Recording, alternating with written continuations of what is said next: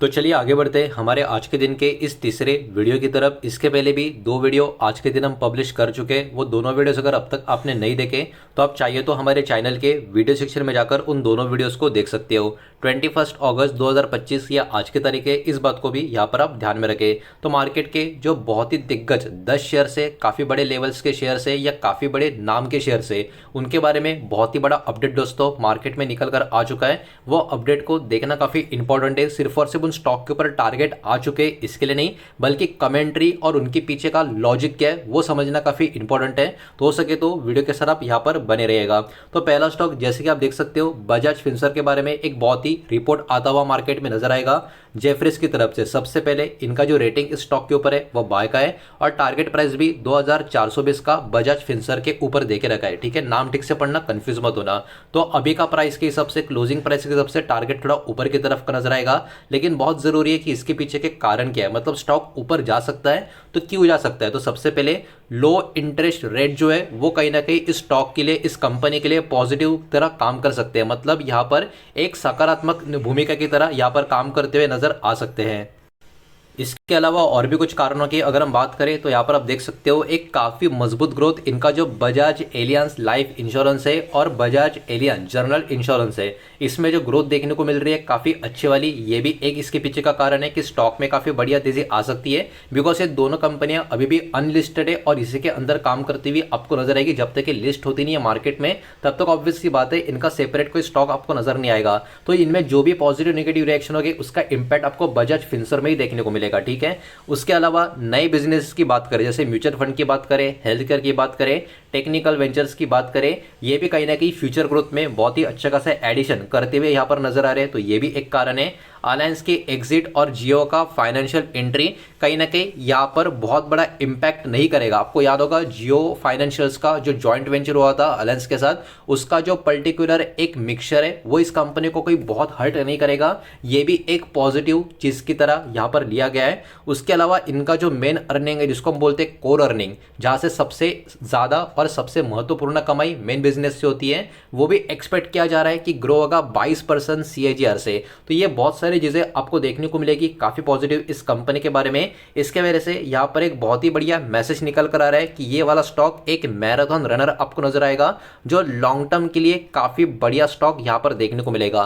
तो अगर आप एक लॉन्ग टर्म इन्वेस्टर हो, चाहिए तो इस स्टॉक के ऊपर फोकस कर सकते हो। ये किसी भी टाइप का कोई टिप नहीं है, ना कोई एडवाइस है। आपको जो भी करना है खुद का स्टडी रिसर्च करने के बाद ही करना है, इस बात को यहाँ पर आप ध्यान में रखें। नेक्स्ट स्टॉक दोस्तों हेक्सावेयर टेक्नोलॉजी, इसके बारे में नोवामा की तरफ से एक छोटी सी रिपोर्ट आती हुई नजर आएगी। सबसे पहले इन्होंने स्टॉक के ऊपर बाय का रेटिंग दिया है, टारगेट 950 रुपए का दिया है। कंपनी का साइज के बारे में इन्होंने यही बात बोली है कि रेवेन्यू $1.4 बिलियन के करीब का है, market cap around 4.38 lakh crore के करीब आपको नजर आएगा। अब कंपनी की कुछ मजबूती की बात करें तो कंपनी का जो क्लाइंट बेस है काफी स्ट्रांग बना हुआ है और कंपनी का जो कैश फ्लो है वो भी काफी बढ़िया देखने को मिल रहा है। तो ये इस कंपनी के कुछ मजबूती के बारे में इन्होंने यहाँ पर एक पर्टिकुलरली रीजन या बयान थोड़ा किया है। उसके अलावा फॉरकास्ट दोस्तों ये निकल कर आ रहा है कंपनी का जो रेवेन्यू है वो ग्रो हो सकता है 11% के CAGR से 2024 से लेके 2027 का अभी जो टाइम पीरियड चल रहा है उसमें। तो ये एक पॉजिटिव चीज यहाँ पर इन्होंने मेंशन की कि स्टॉक ऊपर क्यों जा सकता है। उसके अलावा कंपनी के जो मार्जिन है ये भी 250 बेसिस पॉइंट से इंप्रूव होते हुए नजर आ सकते हैं, ये बात भी इन्होंने कही है।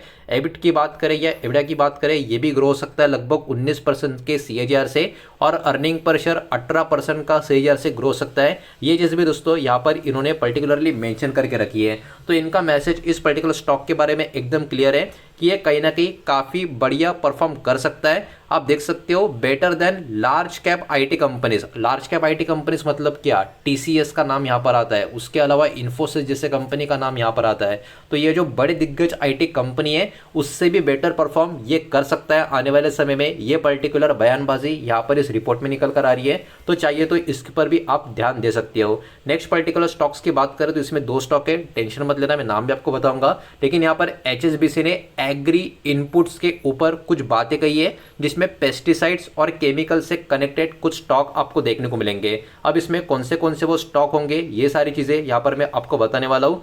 सबसे पहले इनका व्यू क्या है, मतलब ये पर्टिकुलर ऐसा क्यों इसके ऊपर बात कर रहे हैं। तो यहाँ पर आप देख सकते हो पेस्टिसाइड्स का जो प्राइस है फिर से बढ़ता हुआ नजर आ सकता है, जो ऑब्वियस सी बात है कंपनी के लिए एक पॉजिटिव साइन होगा।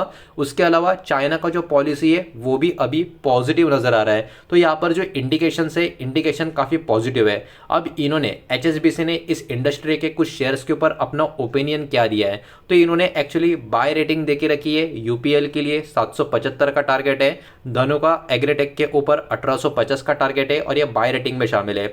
होल्ड की बात करें तो पीआई इंडस्ट्रीज और बेयर क्रॉप को इन्होंने होल्ड बोला है। टारगेट जो भी है आप यहाँ पर देख सकते हो, रिड्यूस बोला है। रिड्यूस का मतलब क्या, अगर आपके पास होल्डिंग है थोड़ी कम करनी है कर सकते हो, करना है या नहीं ऑब्वियस सी बात है आपके ऊपर डिपेंड है। इसमें रेलिस इंडिया का नाम है 250 का टारगेट, टाटा केमिकल्स का नाम है 780 का टारगेट यहाँ पर देखने को मिल रहा है। तो कहीं ना कहीं ये कुछ पर्टिकुलर नाम है जिनके ऊपर फोकस करने का यहाँ पर आपको थोड़ा सा इन्होंने एक पर्टिकुलर सजेशन दिया है। लेकिन इनका मैसेज यहाँ पर यह देखने को मिल रहा है कि यूपीएल और जो धनुका है ये कहीं ना कहीं इस पर्टिकुलर जो मूव है, जो पेस्टिसाइड्स का प्राइस बढ़ेगा, चाइना का पॉलिसी जो पॉजिटिव है, इसमें सबसे ज्यादा जो ट्रस्टेड पिक नजर आ रही सेक्टर में तो वो यूपीएल और धनुका ये दो नजर आ सकते हैं जिनके ऊपर आप ज्यादा ध्यान दे सकते हो, ऐसा इनका मानना है। तो चलिए आगे बढ़ते हैं, बचे हुए शेयर्स को भी देख लेते हैं। लेकिन आगे बढ़ने से पहले एक रिक्वेस्ट भी है कि इस वीडियो को लाइक कर देना, इस वीडियो को शेयर कर देना। पहली बार चैनल पे आ चुके हो तो चैनल को भी सब्सक्राइब जरूर कर देना। नेक्स्ट पर्टिकुलर स्टॉक है दोस्तों डिलीवरी की बात करें तो गोल्डमैन सैक की तरफ से इसके ऊपर रेटिंग न्यूट्रल की है। न्यूट्रल का मतलब क्या, निगेटिव भी नहीं लेकिन पॉजिटिव भी नहीं, और टारगेट जो स्टॉक का निकल कर आ रहा है वो 390 के करीब का दोस्तों यहाँ पर निकल कर आ रहा है। अब देखिए यहाँ पर इन्होंने स्टॉक के ऊपर न्यूट्रल का रेटिंग क्यों दिया है, ये कमेंट्री को हमको सबसे पहले समझना होगा। तो स्टॉक में ऑलरेडी 70% का जंप हमको देखने को मिल चुका है after e com express deal जो हुआ था, तब से लेके अब तक इस स्टॉक में 70% का तेजी देखने को मिला है। जबकि सेंसेक्स की बात करें वो तब से लेके अब तक सिर्फ और सिर्फ 6% का ऊपर गया है। मतलब एक्चुअली ये हमको कंपेयर करके बता रहे हैं कि मार्केट कंडीशन और स्टॉक का कंडीशन काफी अलग है। मार्केट जितना अच्छा खासा ऊपर की तरफ गया है उससे कई गुना ऊपर ये स्टॉक जा चुका है जब से ई कॉम एक्सप्रेस डील जो हुआ है उसके बाद से लेके अब तक। मतलब इनके हिसाब से स्टॉक ऑलरेडी काफी ऊपर की तरफ चला गया है। इसके लिए अभी ये स्टॉक के ऊपर नेगेटिव तो नहीं है लेकिन पॉजिटिव भी नहीं है, न्यूट्रल बने हुए है। मार्केट एक्सपेक्ट कर रहा है हायर वॉल्यूम और मार्जिन, लेकिन क्विक कॉमर्स और जो लाइट पार्सल डिलीवरी है वो कहीं ना कहीं फ्यूचर के अपसाइड को थोड़ा सा ब्लॉक करने का काम कर रहे हैं, ये इनका मानना है। इसी की वजह से ये लोग इस स्टॉक के ऊपर अभी न्यूट्रल है। तो इनका मैसेज इस स्टॉक के ऊपर एकदम क्लियर है, शॉर्ट टर्म गेन्स के लिए करंट लेवल पे पिक करने के लिए अगर आप कोशिश कर रहे हो तो लिमिटेड शॉर्ट टर्म गेन आपको मिलेंगे। मतलब बहुत बड़ी तेजी अभी स्टॉक से यहाँ पर आप शॉर्ट टर्म मीडियम टर्म में एक्सपेक्ट करके चल नहीं सकते, यही पर्टिकुलर बात ये यहाँ पर बताने का ट्राई कर रहे हैं। नेक्स्ट एंड आखिरी जो शेयर्स होंगे वो एनबीएफसी कैटेगरी से होंगे। नाम कौन से ये भी मैं आपको बताने वाला हूँ, लेकिन इसके ऊपर इनका पर्टिकुलरली व्यू क्या है। तो व्यू इस सेक्टर के ऊपर इनका यह है कि Q1 के जो नतीजे वो काफ़ी मिक्स्ड है। मतलब क्या, अच्छे भी है, बुरे भी है, ठीक ठाक भी है। स्ट्रेस कहीं ना कहीं बहुत सारे सेगमेंट में इस पर्टिकुलर इंडस्ट्री के आपको देखने को मिलेगा। एक्सपेक्ट गोल्ड लोन को छोड़ के यहाँ पर बात की जा रही है। उसके अलावा एनएम्स की बात करें, प्रॉफिट मार्जिन की बात करें, वो भी काफ़ी फ्लैट देखने को मिले Q1 में, लेकिन ये इंप्रूव हो सकते हैं Q2 में, ये बात भी इन्होंने बोली है। उसके अलावा by H2 financial year 2026 growth and credit cost जो है वो स्टेबल हो सकती है, स्टेबलाइज हो सकती है, ये बात भी इन्होंने बोला है। और इसके चलते इनके कुछ टॉप पिक्स इस सेक्टर के जो नजर आ रहे हैं उसमें Bajaj finance, Chola investment and Shriram housing देखने को मिलेंगे। मोटोट फाइनेंस का भी नाम आपको नजर आएगा, लेकिन इसको डिफेंसिव की तरह देखे, ये बात भी इन्होंने यहाँ पर सजेस्ट करने का काम किया है। अब देखिए, only select NBFC will give high return not the whole sector. मतलब पूरे के पूरे सेक्टर के ऊपर फोकस करने से अच्छा कुछ चुनिंदा एनबीएफसी के ऊपर अगर आप फोकस करोगे तो वहां से काफी बढ़िया रिटर्न आप जनरेट कर सकते हो। ये एक शॉर्ट मैसेज इन्होंने यहाँ पर दिया है। और दोस्तों आखिर में बात करें तो पूरा का पूरा आईटी सेक्टर के ऊपर दोस्तों इसका एक बयान निकल कर आ रहा है एचएसबीसी की तरफ से, और इनका व्यू आईटी सेक्टर के ऊपर कैसा है ये जरा यहाँ पर हम देख लेते हैं। बिकॉज आईटी सेक्टर के स्टॉक देखा जाए तो बहुत सारे लोगों के पास होते ही है।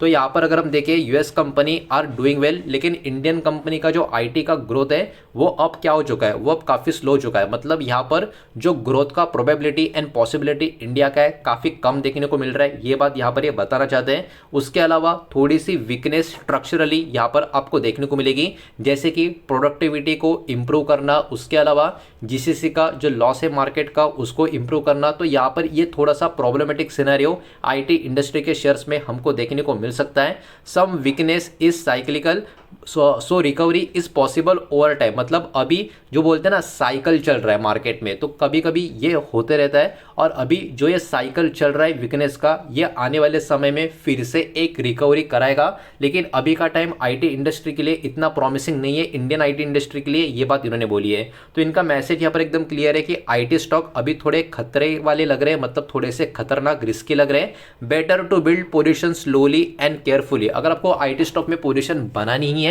तो थोड़ा आराम से बनाइए, थोड़ा सा टाइम लेके बनाइए, थोड़ा संभल कर बनाइए, बिकॉज अभी आईटी इंडस्ट्री का थोड़ा सा सिनारियो थोड़ा सा खराब नजर आ रहा है।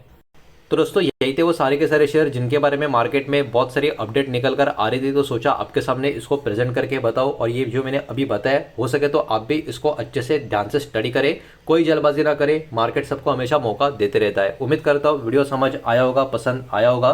तो वीडियो को लाइक करें, दोस्तों शेयर करें, पहली बार चैनल पे आ चुके हो तो सब्सक्राइब भी कर देना। और कोई भी स्टॉक में निवेश करने से पहले खुद की स्टडी रिसर्च जरूर करें, फाइनेंशियल एडवाइजर की सलाह जरूर ले। मिलता है नेक्स्ट वीडियो में, धन्यवाद।